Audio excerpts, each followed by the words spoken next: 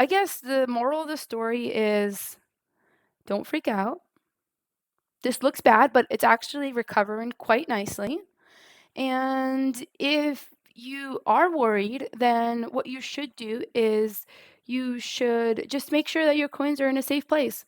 But definitely, I wouldn't sell in a bear market, and I would continue to have hope.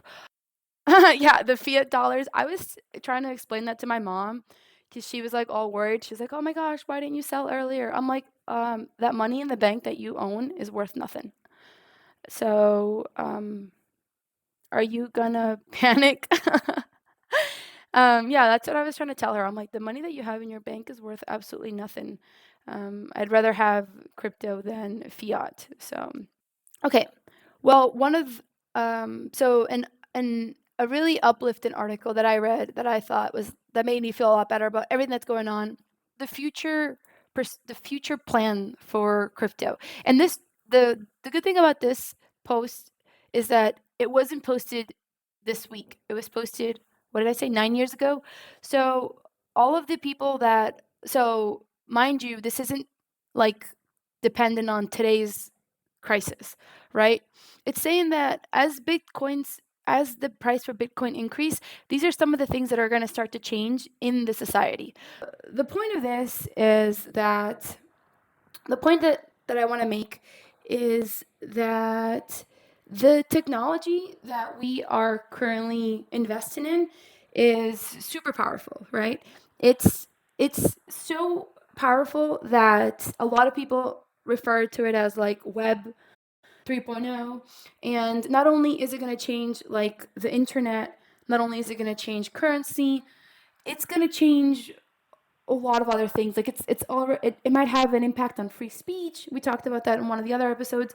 It might also start to restructure the way that governments work and the way that like nations interact with one another. Because of this, we also can't expect it to be a smooth ride because not until we get to the trillions and the billions is when we're going to start to see like actual global um, actual global consumption of this technology. Taking a step back and looking at like just a retro perspective of what the vision for Bitcoin is should make us feel a little more um, I not comfortable, but should ease us at the fact that what we're seeing right now is definitely not the end, and it's just barely the beginning. That's a point that I really want to drive home, right?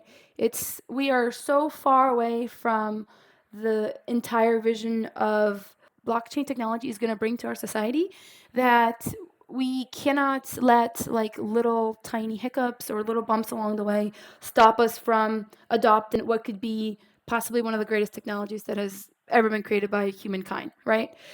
So another interesting